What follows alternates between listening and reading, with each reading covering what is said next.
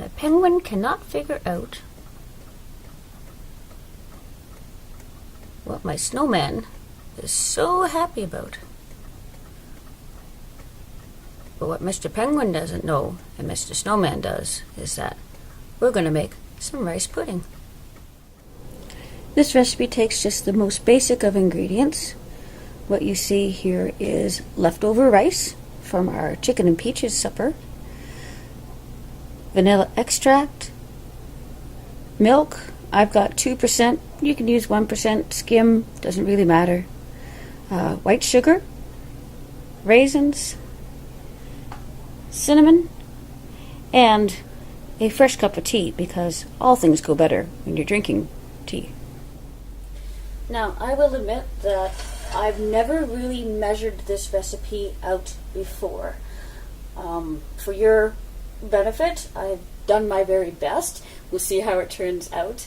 So I'm just going to turn my stove on, and just so you know, I know it looks like I'm reaching over the pot. I promise I am not. Every time that I'm here at my stove, I always reach around. Safety first, delicious food second. Okay, so in my pot, which you can't quite see, but hopefully you can there now, I've got my leftover rice. I've got about 2 cups, 2.5 cups. The main thing to remember is that however much rice you have to have enough milk to just cover it. So you just kind of pour it in. So here I can't give you a measurement. I'm going to just put it as enough milk to cover the rice. And I'm being careful today because I'm actually on my last bit of milk and we have to go shopping right after I'm done this video.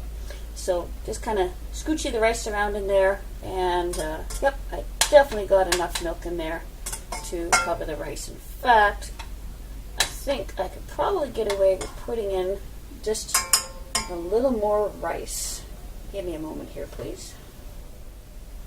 Okay, I'm going to put in just a little more rice because I put in a little too much milk. You kind of have to move the rice around while you're putting the milk in to make sure you got your measurements going well. I've got my stove on, set at low to medium heat. You don't want the milk to scald. You don't want this to burn. That would be gross.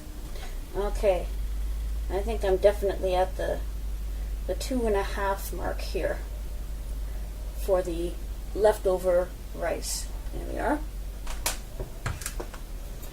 Okay, so that's in there.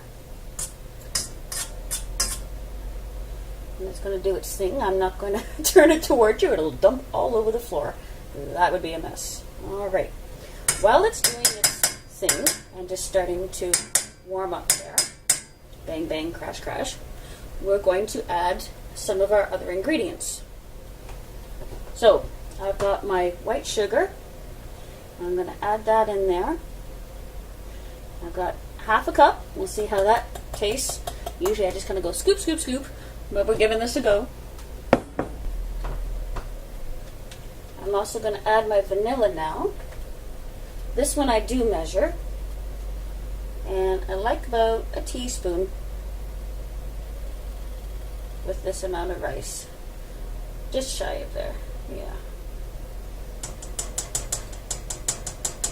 Vanilla can go a long way, so you don't need a ton of it.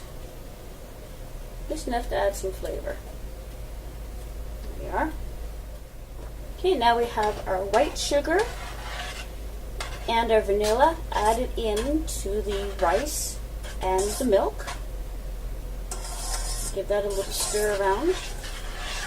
Just one, mix it up, and 2, to make sure that our milk isn't catching and the rice isn't sticking to the bottom.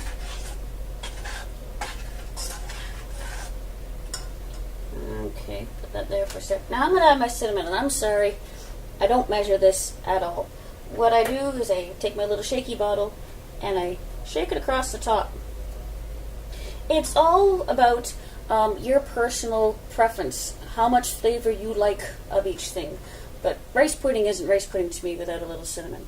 So you don't have to coat the whole top, just kind of sprinkle it around and whee!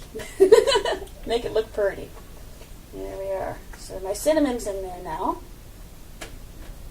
That smells so good. I'll mix that in. My father calls this poor man's rice pudding. And it was just what you had on hand. I have a recipe that includes adding an egg and baking it, and it's thick and it's creamy and it's beautiful. But I don't make it anymore, or extremely infrequently, pardon me, because our son James is very allergic to eggs, and he loves rice pudding, and that wouldn't be fair to do that. I have 1 cup of raisins here. You don't like raisins? Well, you don't have to put them in. You may want to add a little more rice, but if you do like raisins, woohoo! My husband doesn't like rice pudding, and he doesn't like raisins, so I can add in as many raisins as James and I want to. There we go. And now it's just a matter of time. Stirring it every once in a while so that it doesn't catch, but letting the heat get it so it starts to bubble up. And of course, while you're checking on it, you should have a drink of your tea. Just gonna stir this a little more, make sure it's not sticking. You may or may not have noticed my ingredients in the background appearing and disappearing. I like trying to keep things clean as I go along with my cooking, and if I can put away my ingredients while things are still doing its deal, then that gives me room to serve it later on. Why not make use of the time in between?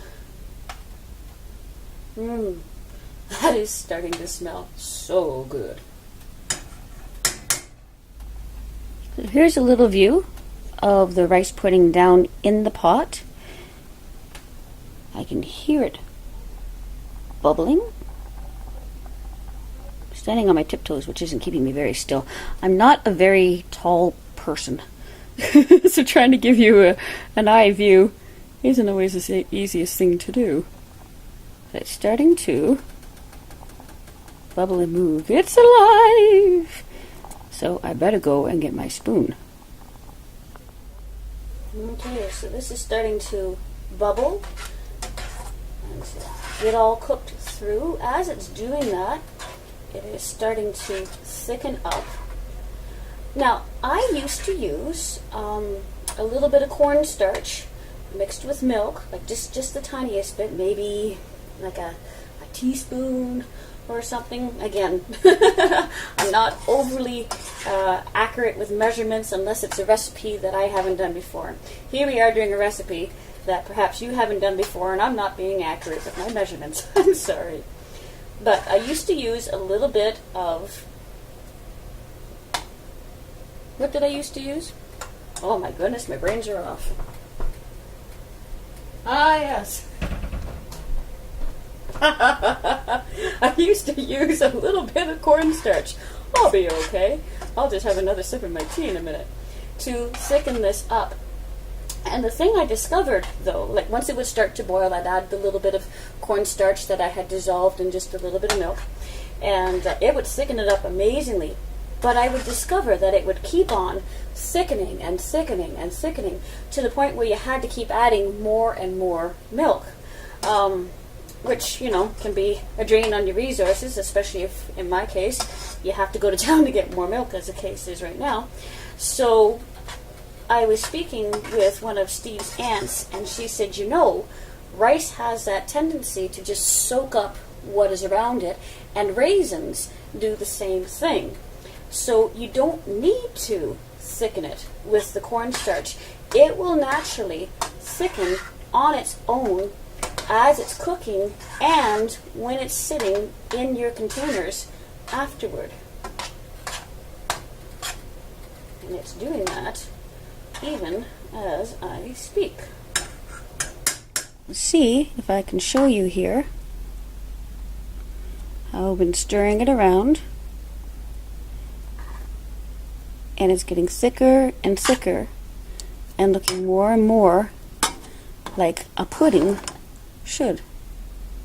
Look at all those raisins. We have some definite bubbling action going on now. I would say this is probably pretty close to being done.